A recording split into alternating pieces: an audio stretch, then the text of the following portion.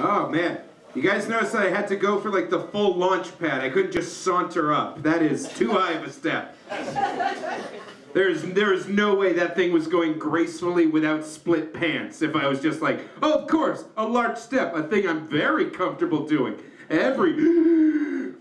Someone get me oxygen. I wish I looked better. I wish I took care of myself. I know what you're thinking. Hey, isn't that one of the Mythbusters? After they finished eating the other Mythbuster. It's not cool. I actually have tried to lose weight. This is a true fact. I recently found out I've gone down from a size 3XL to a size 2XL. Stop clapping, because what I realized is I'm just 2 sizes larger than what clothing manufacturers thought the largest human being on Earth could possibly be. That, hey Gary, how big do people get? About this big. No bigger. I realized I had a problem when I went to Six Flags Great Adventure and I got on Superman Man of Steel, the roller coaster. And if you don't know how it works, you wait online for 3 hours and then they sit you in a plastic chair and they lock you in with a shoulder harness, and the whole thing leans you forward like you're Superman about to take flight while receiving butt stuff. And I wanted to be on this ride, and I go, and I sit, and I lower the harness, and it won't click shut. It just keeps popping open. And I suck it in, and it just won't lock shut. And that's when sirens started going off and the floor lowered. And at that moment, it became infinitely clear that I had 2 choices. I could either let the ride go, and I would hurtle at 70 miles per hour, at which point I would plummet against the harsh New Jersey concrete, ending my life and traumatizing an entire generation of fairgoers. Or, if I acted, I could leap out of my chair and go, "Stop the ride, I'm too fast!" And that's a really tough decision. That's like one of the hardest decisions you'll ever make. And the more I sat there, the more I got angry. I was like, wait a minute. They built a roller coaster in New Jersey based on a comic book, and they didn't think fat dudes would want to ride on it? Fuck you, Six Flags, I'm dying for a cause. And as I resolved myself to be a martyr for the worst cause ever, an employee did a last-minute safety check and was like, oh, hey, you're not locked in. I'm going to need you to take a deep breath. And I go, oh, okay. And with all of his strength, the employee just went, wham! Goosh! Click! And the ride went. I have no recollection of the ride because I blacked out. I was told it was an exhilarating adventure. The point is that Six Flags had thought about chubby riders. And rather than build bigger seats, they hired some guy minimum wage to be the designated nerd smusher. And that's everything you have to know about capitalism.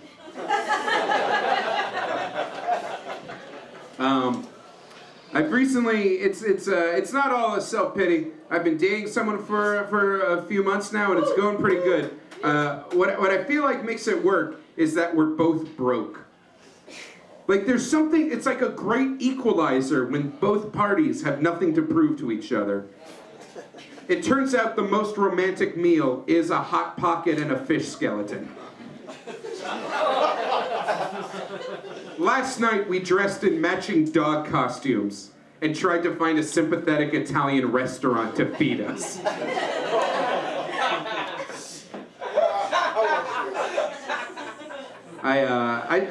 Again, this is all part of a self-improvement kick. I'm trying to take care of myself. I recently made the technological leap From bar soap to body wash.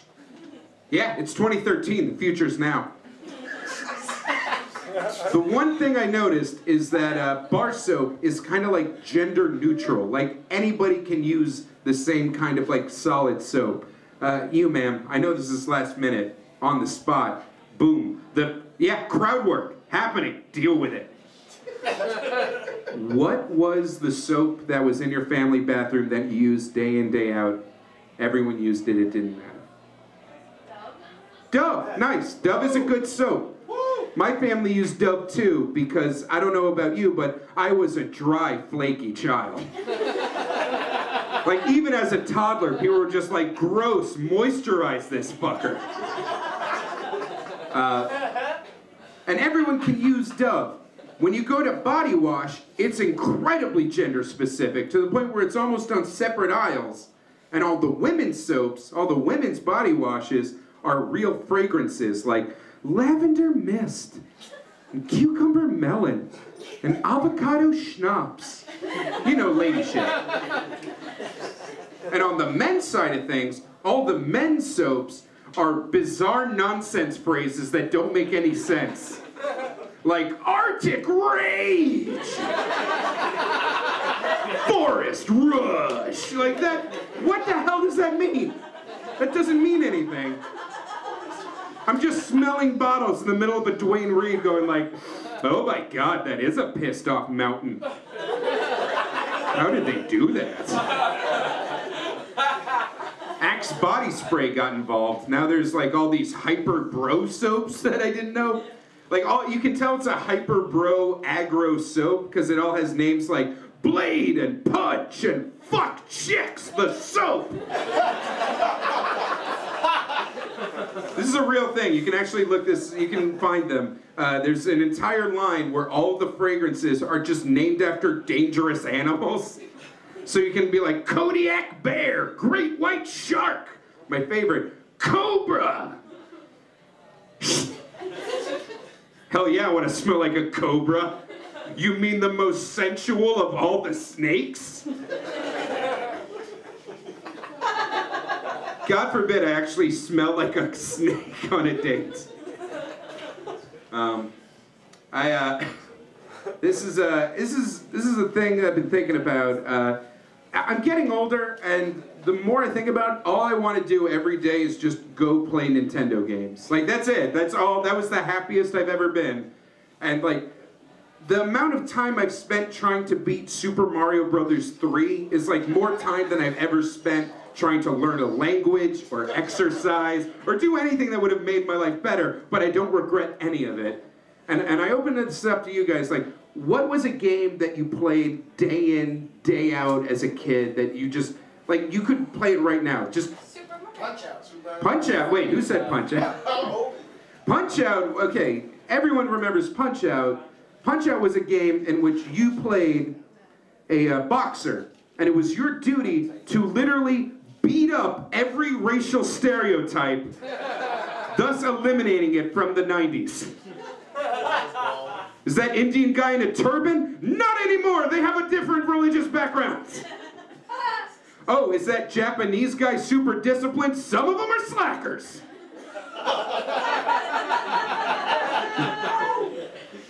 Is that black guy big and threatening? You know, we got time. This is a hip Brooklyn crowd. So if I say that, like, does anybody in the crowd, like, they might be giants? Yeah. Yeah, there'd be some responses. Does anyone in the crowd like Nickelback? No. Dead silence.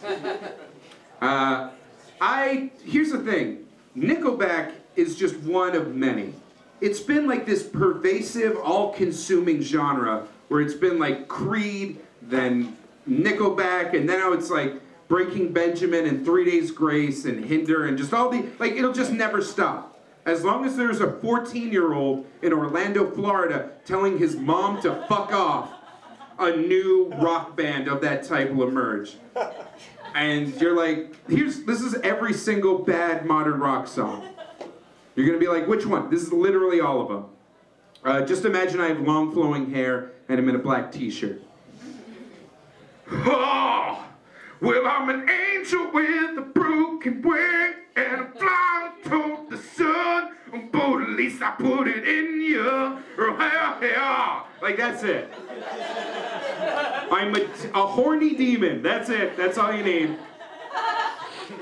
I'm glad you guys liked that, because one time I told that joke, and it didn't go over so well. I was in a bar in Arlington, Virginia, in a room full of Marines. Now, when you make fun of bands like Nickelback, the joke is, who even likes those shitty bands? Marines. Marines like those shitty bands. And chubby comedians should not make fun of Marines.